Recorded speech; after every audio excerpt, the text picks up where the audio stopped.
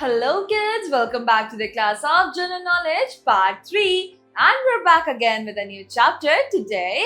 And in this class, we're going to learn about, some special dates, some specific dates that occurred on a preferred day. Right, kids? And वो उन achievements के बारे में हम बात करेंगे जिस वजह से वो डेट बहुत ज़्यादा हमारे लिए स्पेशल है. Right, kids? जैसे हमारे लिए हमारा बर्थडे स्पेशल होता है और हम वो साल में सिर्फ एक बार ही मनाते हैं, वैसे ही कई ऐसी अचीवमेंट्स और रेफरेंस और इवेंट्स होते हैं या फिर ओकेजन्स होते हैं जो हम साल में किसी एक दिन मनाया करते हैं. Right kids? तो आज हम उन्हीं के बारे में बात करने वाले हैं. Let's start. This is chapter number 29, important milestones. Right? Let's start. Some historical occurrences in India were so significant that they altered the course of nation. कुछ ऐसे ऐतिहासिक पल रहे हैं इंडिया के अंदर जिसकी वजह से उन्होंने देश भर में अपनी एक छाप छोड़ दी. Right? Every year we remember and honour these occasions, और हर साल हम इन ओकेजन्स को याद करते हैं और इनको मनाते हैं और इनके लिए प्राउड भी फील करते हैं. तो चलिए किड्स, इसके बारे में हम पढ़ते हैं. It is, can you fill in the blanks with the correct dates or years? तो क्या आप इन ब्लैंक्स को फिल कर सकते हैं with correct dates or years? Let's see. So number 1 is National Unity Day. कब आता है? National Unity Day is celebrated on 31st of October every year. तो हम यहाँ लिखेंगे 31 October.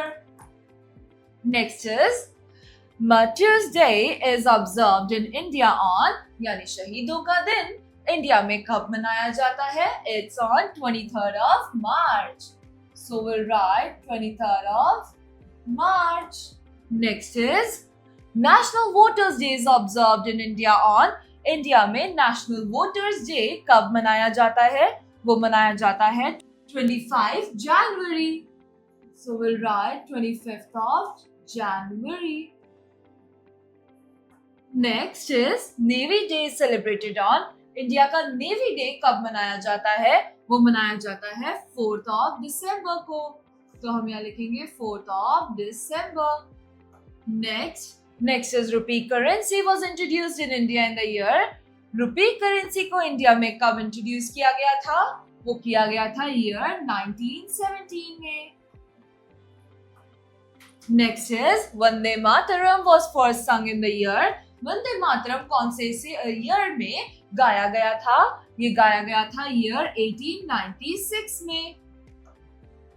Next is India sent its first satellite in the space in the year. India ने अपनी पहली सैटेलाइट कौन से ईयर में स्पेस में भेजी थी?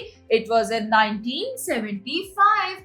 So we'll write 1975. 1975. National Youth Day is celebrated on. National Youth Day कब मनाया जाता है?